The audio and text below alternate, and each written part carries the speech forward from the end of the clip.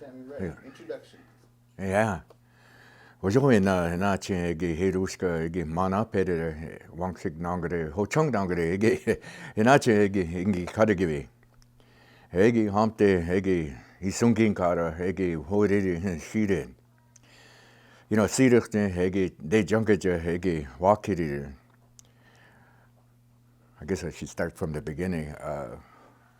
Wangsik raja ege ikshaguga in guided ege Mankani nangre egi manape waragapte egi wa anje hunki kara nangre egi manape or mani khatere egi chasep nangre egi ingi kara nangre egi nache egi wa anje siroche egi chokara egi wojip wanagida egi kroke hara egi cheche chenga egi hinache egi khate huinen hirasa egi ndegwa hara also hinache egi khate huinen hirasa egi siroche egi de jongache egi wakiri 1971 hamte egi wokarak nangare egi manapere egi esi egi hamte egi o chechi wanjin. Today I come to speak about the veterans and the roles and responsibilities that we share in our culture and our way of life. Among the Ho-Changara people, we are a warrior-based people. We always have been. Through the introduction of the European people, many of the treaties, they relocated us about 8 times or so in different parts of the Midwest. And a lot of it was based on land and minerals that they wanted in our original homeland.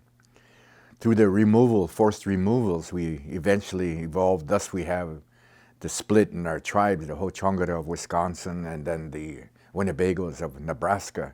But we are all related. We are all related in a traditional sense.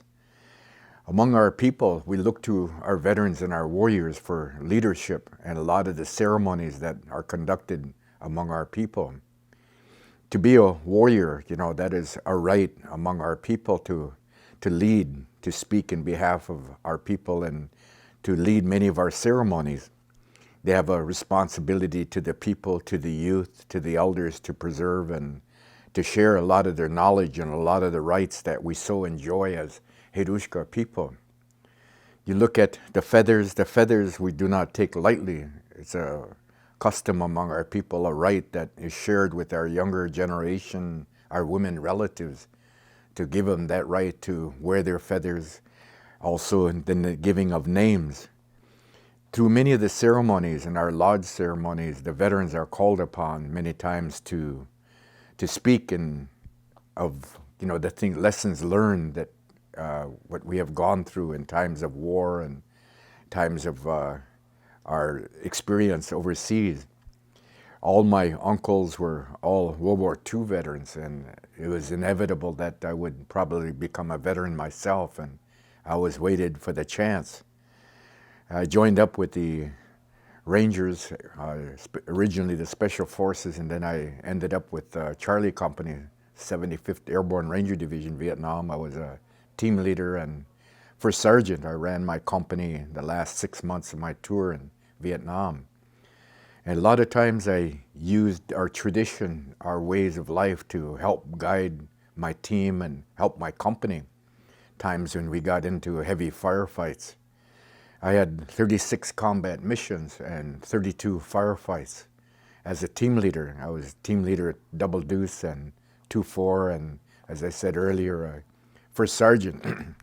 It's very difficult at times serving. A lot of people don't realize being a first sergeant, let alone of a combat ranger company. It's very difficult in being able to lead our people and accomplish our mission. And most importantly, for many of us as Native people, it is not necessarily that we believe in that war, as it is a time that we earn our rights, the rights we so enjoy in our lodges and especially in the world of Herushka, the world of powwow. Powwow is patriotism. Among the Ho-Changara people, we call it Herushka. which is a term originating among our people meaning to fight. It's the taking of the scalp. And so through the centuries, we have always looked to the warriors to, as I said earlier, to name, to give feathers, to give rights that we so enjoy in our ceremonies. The veterans are called upon at times, especially during times of mourning. When we mourn someone, we usually call upon our warriors. There's 4 nights of mourning, and the last night, 2 veterans are called upon to speak. And the stronger their story, the assuredness that they're going to send the spirit to the other side. I've spoken many times in our ceremonies back home, and times say that if you cannot speak before your own people at home, you shouldn't be out there, and so I again, a product of my teachers, my uncles, or people before me. One does not lie, one, again, speaks with truth. The consequences of that, should one tell a lie, are somewhat grave. We have to look at our children and our loved ones, and in a way that it may reflect on them. So we're very careful of what we say in our lodge as well as in the world of Herushka. Powwow, of course, like I say, is a return of our veterans and our warriors. As a warrior, we come home and we celebrate, we honor the songs that are made or in honor of their exploits, and perhaps some of the things, the bravery is shown, and through many of these songs, the spirit that is emanated. Upon their return, the warriors would lower their hair, and there was a custom among our people that when they lower their hair is the time that they would speak. They would conduct their ceremonies, and I myself, have been raised in the traditional way of our people. I was very fortunate that my grandparents raised me and my uncles in a good way. I lived in a community, I lived in an area where our lodge was very strong, and my grandfather and my grandmother were leaders within our way of life. And so I was fortunate in being raised by them, and again, learning from my uncles and watching through practice of what they had done in ceremony. I learned the same ways and the same customs. So it's something that, we do not take lightly as veterans and as warriors. We think about, the future of our people. We think about leadership, the spirit that we bring to ceremony. Times when certain people come to our ceremonies, that it is going to be successful. There's good spirits, there's good feelings that are going to emanate, whether it be powwow, whether it be ceremony. So many times we look to our veterans to attend a lot of our ceremony. Even just their presence alone lends that certain spirit to the ceremony. Times I've been asked about veterans' roles and responsibilities. A lot of times when our veterans went off to battle, when they took coup, they captured the enemy, they captured their spirit. And when they came home, there were feasts that were held to appease, to feed the enemy, the spirit of the enemy. It's much like when taking the enemy, they become like a monkey on your back, they become a part of your life. And throughout our lifetime, we must always share and help other people. Times say that when you have a gift, share it. If you have a weakness, don't be afraid to ask for help. We have certain clans that have certain responsibilities, but within each clan, it is the warriors that are the ones that are called upon somewhat to lead and conduct the ceremonies. One does not necessarily wait to be told what to do. It's almost automatic that you should know, what your clan responsibilities are in ceremony, and again, looking at the spirit that we serve throughout our lifetime. There was a very beautiful story among my people we call the Road of Life story, which I find very important. And people have forgotten that story. My grandparents used to get me up before daylight on that 4th morning and would sit out there and listen to the warriors speak, listen to our kari, our leaders within our lodge. And they would tell the story, and thus it says that, it would guide you through life, not only as a veteran, but most importantly as a member of the tribe or the nation. And so that I try to share a lot of times with our people, to be very careful of what you're saying, what you do, your presence, and the spirit that we so serve in our everyday life.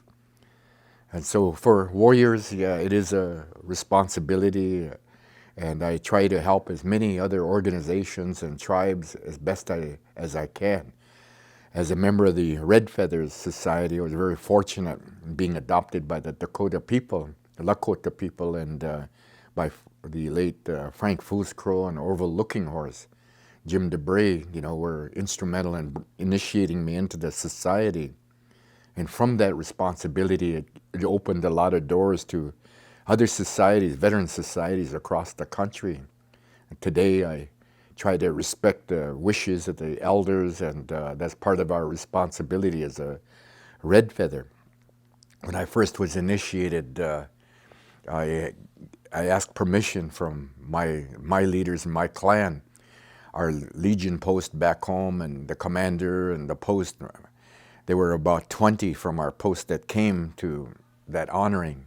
And upon my return back home, they held a big feast to feed the spirit of that feather. And so today it is honored and respected in all circles and lodges across the country. And to tell a story is a part of healing, when we talk about our ways, our traditions, and looking at warriors, when we think about what they had seen in battle, we say that, they have seen perhaps the worst, and we look at life itself.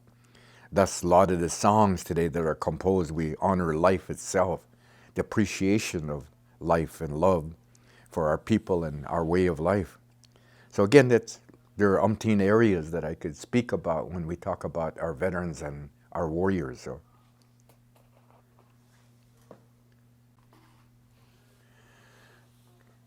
To be a Wankwaschoshe or Manape, to be a warrior among the Ho-Changada people, is a responsibility, an awesome responsibility to lead, to help other people. Again, the lessons that we had learned in battle are the lessons that we teach to the younger generation, the appreciation of love and life, the freedom that we so enjoy. And again, it's not necessarily that we believe in the war, as it is a time that we earn our rights, the colors that we wear, the designs that are incorporated in everything that we do. The stories in time of mourning, the stories in time of the retrieval of our feathers at Herushka. And like I say, there's a lot of responsibilities that we have as warriors in teaching the younger generation. Again, the pride of our people is perhaps the most important, the pride of our nation as warrior people. We were not farmers as the treaties and the European people tried to make us. We've always been warriors, and through the exploits of some of our warriors, our brave warriors of the past, I think of some of the greatest of all time, among the Ho-Changada. I think about Red Cloud, what he had done for the sacrifice of our people. To the Winnebago people, Little Priest, and the lessons that were learned in his exploits, his combat, and bringing back what was achieved and reinforcing our clans, the clan's responsibilities within each tribe. I believe that's perhaps one of the most important roles that we have as warriors, is to, again, reinforce those values and the rights. The rights as Native people, the right of our people is perhaps one of the most misunderstood words. A right among our people, especially among the Ho-Changada people, was a human life that was taken in battle. And as I said earlier, the enemy becomes a part of you. When I give feathers to individuals, be it younger, older people, especially women relatives, I'm giving them a human life. Every feather represents a human life. Those with the red tips, those are significant of individuals that were wounded in combat. So when you look at our women relatives, that is the pride of our warriors, especially within our own clan. And so when our warriors are called on, you again express yourself based on rights, a human life that was taken in battle. So those rights we utilize in just about every custom, everything that we do as Ho-Chunk people.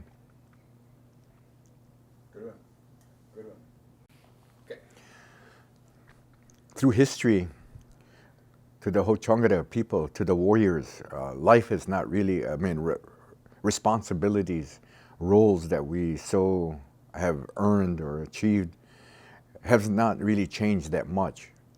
Granted, language and custom and, the era, the millennials have changed somewhat, but in our lodges, it hasn't changed that much. The responsibility and Heidushka in the world of powwow or within our own lodge or our we call feast lodge, our war bundle religion. That was the first religion that came to our people. We've celebrated that, honored that through centuries and centuries of practice. To the people that belong to the Madewan, the medicine lodge, that was introduced back in the 1800s by the Menominee and the Ojibwe. We accepted that as a part of our way of life. And then, of course, the Native American Church came to our people in the early 1900s. And so, we basically celebrate and honor 3-4 different religions or ways of life among our people. In a traditional lodge, in our ceremonies, little has changed in as much as the responsibilities and roles. Granted that there are communities that may have over time lost a lot of their traditions or customs, but part of my responsibilities as a red feather and as a veteran, as a warrior, is to try and help other clans, other people. Times I've been given tobacco to speak, for a family or perhaps conduct a ceremony. I try to respect the clan relationship first of all. I don't cross other clans. That's left up to their Degas and Chokas and their clans. Should someone approach me from a specific family, I oftentimes say, go and talk to your uncles, your Degas or your Chokas, and they will guide you. And if you can't get any help there, then I will try to help you as best I can. So I very seldom cross clan lines because, again, that is the respect we have between each of our clans and the responsibilities that we so enjoy. Good. To the Ho-Changada people, we say, when talk about suicide, they warned against that. It's something that we do not respect in a traditional sense. When someone commits suicide, normally as a custom long ago that they would not have a funeral as we do in a traditional way. It was forbidden. In other words, they say rohira is warned, forbidden. And so our people, we kind of frown on that. Myself, as a veteran, as a warrior, back in the late 1980s and up until 2008, I taught dance in a lot of the far reaches of Canada, all the way up to the Arctic Circle. I taught in a lot of fly-in communities, and I think of the White Dog as a classical example where people were committing suicide in numbers, and the drug abuse. There are a lot of communities that I flew into. The younger generation are not exposed to the outside world. The only ones that leave their community are tribal leaders, people going away for education or work, training.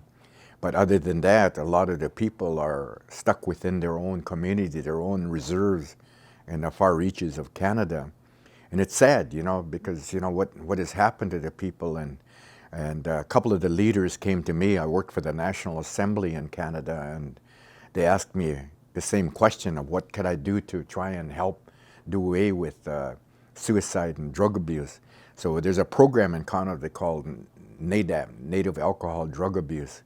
And part of my responsibility was to go in and introduce culture and tradition. And it was a dilemma that I had in Canada because Christianity had done a job in a lot of the native people of Canada. The language is still very much alive, but in as much as their roots, it is gone, dissipated. The church has taken over and affected a lot of the people. Thus what you see today, the lack of understanding. And a lot of times as I come into communities, I had to speak to the people, and I always invite people from the clergy to come in because I'm not teaching religion, but teaching a way how to delve with suicide and drug abuse. So in essence, we used culture, dance, music as a way to get them involved. When you've got isolation, distance, time, even money today, it creates a lot of this time that's freedom, you know, and so people may not necessarily utilize it constructively, and I would have to say destructively. You know, a lot of the oil-rich, a lot of the casino tribes that do enjoy residuals do suffer from alcohol and drug abuse because of lack of involvement, getting involved with ceremonies, doing things that are positive. And for us, you know, in a traditional sense, as veterans, we try to encourage, you know, culture, reinforce cultural values. You know, I tell many of the younger generation, you know, when you graduate out of high school, to, if you got time on your hands, you know, why not go and serve, you know, be it man or boys or girls, you know, go in and serve, and you'll come home, you know, a different person in a good way, you know. So I've had a lot of influence with a lot of young people. There are probably over 100 people that have joined the service, many of them that are still in, you know, they making a life out of it, and it was better than the destructive behavior, a lot of what is happening today in a lot of communities. So it touches all classes of people in isolation, such as Northern Canada, people that have time on their hands, in other words, that we need more involvement. The elders getting involved and trying to encourage them to get more involved in cultural activities, ceremony. I see a resurgence even back in my community, back in my homeland in Wisconsin, that I see a lot of tradition, a lot of people making ways back toward achieving and following the old ways, and that's good. I'm glad for them. Language, you'll see a lot of the cultural programs that are basically, you know, leaning them in the right direction. Sometimes we may not necessarily agree with it, but I mean, in a roundabout way, I have to say they're leaning them in that direction, and they're learning. And so it's left to some of the elders to hone down their skills a little bit better and help them, create a little better understanding. A lot of what I deal with, I start with the very basics, colors, numbers, direction, a lot of my workshops, and try to assist not only the young, the elderly, and most importantly, our veterans. Yeah, because there's somewhat a lot of misconception today. I try to assist as best I can and give them a sense of direction, give them a better understanding of the who, what, when, and why of our native culture. Good one. When we talk about how, you know, you're talking of knowledge, you're talking of rights that we have achieved as veterans and as warriors. To other people, they may have served through time, dedication to their people, and may have achieved certain rights, I guess, that we use in practice in a lot of our ceremonies. In the world of Herushka, the world of powwow, you know, the roles of veterans and warriors is always somewhat to lead and give direction to the youth. We look at some of the misconceptions today, especially with the advent of money and casino powwows, and you look at taxation, a lot of these various jurisdictional questions. I have been involved with it since day one, and I've tried to veer away from a lot of it because the spirit of dance has been affected by money. It's not, the essence has changed somewhat. The spirit of powwow has changed because they're more influenced by money. You know, it's politics, so to speak. You know, you could literally cut the air with a knife in as much as going to certain powwows because the politics is so heavy. And thus the spirit has been affected. It's not the same anymore. The spirit of powwow has changed over the years. And granted, you know, you look at dance, the quality, you look at design, you look at beadwork, you know, it's refined some ways. The regalia, I have to say, is perhaps some of the best of all time today. But then again, the essence of the purpose of what it means, you know, every part of a regalia represents something, you know, usually around the veterans or something that they had achieved or earned through battle.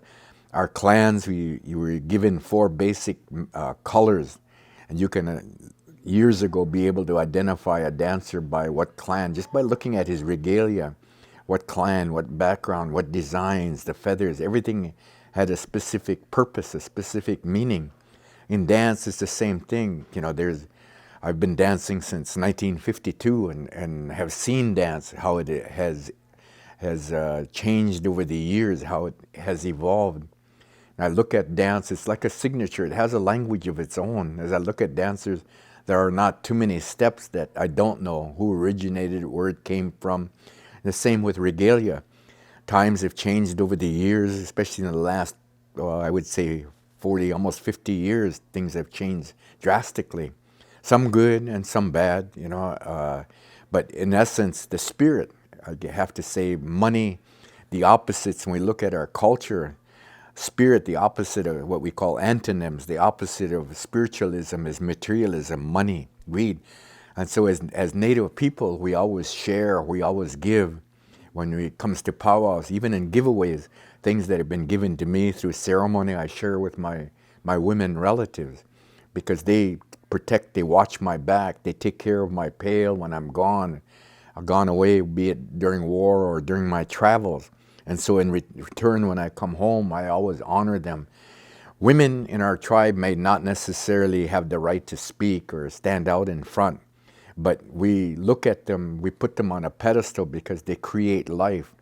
And so thusly, we always give back to them. We always honor them, our mothers and our grandmothers. We think of them our sisters in a good way. And thus it gives us our strength, our longevity. For myself, it's always to give to the people. As a veteran, they say herushka is another term to give. Herushka, to give to the people. We always share, give to strangers, It's kind of frowned on when you win big money and you take it all home or something. Share it with the other guys. Give it to somebody less fortunate. Maybe I see a guy that, I see him at powwow to powwow, never wins, never comes in, but he's got a big family. Go and help them, give them something. And thus you reinforce, again, your teaching as well as, longevity gives you a spirit, gives me a purpose. Maybe that's why I'm still here today, because you always tend to give a little bit more. I always try to give to give, Somebody gives you something, well, they come to my home, I'll give them a little bit something, a little more, That's kind of a tradition among our people as Hirushka people and as Hochangara. Hochangara people means to give, to share, to love one another, And so the saddest part of a lot of this, I'd have to say, is jealousy. We say now easy in my language, Jealousy is something that hits all walks of life, be it young and old alike. I dance in the so-called golden age, elders category, and I thought, once I got in there, it's going to be a lot of respect. And lo and behold, I should have stayed in the younger categories, all the complaints and all the bitching and all that. You get tired of it, What happened to respect, I look at, as a power organizer myself, I ran the World Championship, I did Bismarck, I Winnipeg, a lot of 16 major powwows, and they come up with all these rules and everything, and I oftentimes say you only need perhaps only one word without doing all this, one word called respect. Respect. Respect for one another, to love one another, you regalia, to respect all of that, and the songs that are being sung, to give us honor. Like I say, the spirit has changed quite a bit in the world of powwow. And I think we need to, go back somewhat to the essence, the beginning. I myself, a lot of times, as long as you got a good music, hey, I'm going to dance. It isn't about money anymore, and I have nothing to prove anymore. Powwow has been good to me. It's been an honor. It's taken me throughout the world. I've worn many different hats, and I'm very appreciative and think that the youth, other people have the same opportunity. It's what you put into it is what you're going to get out of it. The more you give, the more you'll get back in receiving in another way, be it blessing, be it prayer. So times I say Hirushka is a beautiful in a good way. Long ago, one guy came up to me, an elder, and he said, boy, Hirushka, powwow is a religion. And I said, excuse me, we have our ways back home. We have our lodges, our ceremonies, and we were one of the original tribes that were gifted with the world of Hirushka. And I kind of thought about it, through years and years of practice. Almost 50 years later, I began to realize that what this guy said was somewhat true, because in the world of Hirushka, we have prayer, forgiveness, healing, and honor, respect, for our veterans and family making, we have a lot of family out there. I have a lot of relatives, powwow relatives, and feel honored through that. So it's, there's not enough that I could say about it, in a good sense. I'm talking about the positive and try to overlook the negatives in life. So. All right. Good one. Good one. Okay. As a warrior, as a Wankwasho, many times I've been given tobacco to speak and to teach our younger children, to teach our people the reverence and respect, the honor as being a veteran and a warrior. When doing ceremonies within our lodge or within our powwow circle, we depend on our warriors to share a story. For myself, it's a part of healing, but every time a warrior speaks, he should always leave a lesson learned in life, about life itself. Everything that you encounter is something that you think about your people back home. For myself, like I said, it's not necessarily for myself as it is for my clan, my Waruhap, our bundles back home, and our teachings. My grandparents, my Degas before me, though they are gone, they are still a big part of my life. They guide me and help me through every situation that arises or what I try to do in everyday life. Today I want to share a story that I perhaps have shared with many circles around the country. And I think about our youth and think about our parents, our grandparents. And I times feel that through these stories, it reinforces, enhances a lot of our beliefs and our way of life. And so I think that, every person that has heard my stories, and these are all actual combat stories, like I say, I have 36 of them. And through these stories, I think that no two people will see the story in the same light. Many of them will see, according to their own experience, what they have learned from these lessons, these stories that our warriors would share. So I'm going to say one that I think offhand right now is very important. When you were talking about our youth and alcohol, drug abuse, I think about the love we have for our children. And so I have a very powerful story that I want to share with our people, our Ho-Changara people, Winnebago people.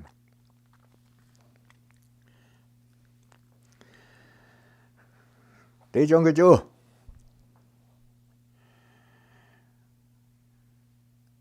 The format that I speak from was taught to me by our warriors long ago. The format was utilized through expressing our spirit, our life. And I called upon, when I say Dejongajo, I said that I crossed the big waters. I faced the enemy. I call these warriors to stand, the enemy to stand beside me as I am talking to them. I served with Charlie Rangers, 75th Airborne Ranger Division, Vietnam, 1971. I was a team leader with Double Deuce and 2-4 and served as a first sergeant in my combat ranger company from August to December of 71. On my way to Vietnam, I was in Fort Lewis, Washington. And the night before we were going to head out to Vietnam, everybody was going out and celebrating in their own way, some of us knowing that we may not return. I stayed back in barracks, and because I was a ranking NCO, I wrote a couple letters home. And I heard someone crying in the barracks. And I looked out of my room and I looked around and I looked, and in the corner there was a young boy crying, sitting there. So I went over and sat down next to him, and I asked him what was wrong, and he kept saying, "I'm not going to come back. I told him, don't say that, you know. I'll try to help you. If we end up in the same company and guide you, I'll protect you, because he was a young boy. He told me his life story and why he was going to Vietnam, why he was there. Lo and behold, when I got to Charlie Company up in Tui Wa and An Khe, that young man was in my company. He was on my team.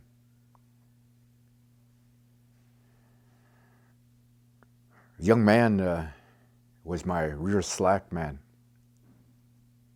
Ranger companies, ranger teams operate in 6-man teams. We have the element of surprise. We don't operate in companies or platoons. We just operate in 6-man teams.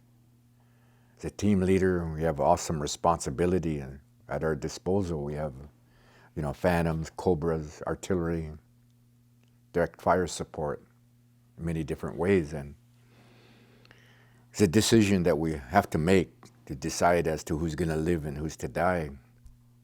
But most importantly, we have a responsibility to accomplish our mission. And again, I say, in behalf of my people, my clan back home, to reinforce our Wadohups, our bundles. We got into, it was in February 1971. I was assigned, I was an assistant team leader, my 4th mission. And this young man was from Parme, Ohio.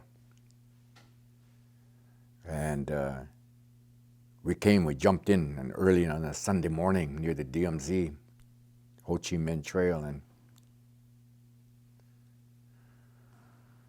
as we were moving down the trail, we could hear voices. There were a lot of troop movements from the north. And so we moved down this trail and could hear these voices in Dutch, because our ATL said, take young Scotty, the young man, button hook, go out to the right, go out about 100 meters or so, and we're going to try and see what the enemy, find his enemy. We had a reconnaissance mission. As we walked down this trail, the two of us, he stepped on a twig, and I looked back and stepped where I stepped. When we're in a combat situation, one does not talk. You know, we whisper or kind of almost read one another's mind. And I looked at him, and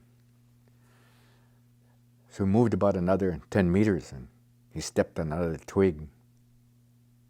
There were punji stakes and tripwires, and you know, I had the responsibility of everything in front. And my slack man was looking to the right and left.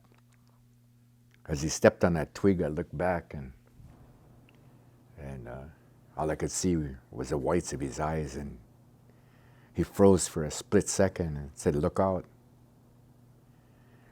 I jumped as hard as I could, and enemy opened up on me, AK-47, and a sound that you'll never forget as the rounds come whipping by me, all around me. It went into my ruck, went through my shirt.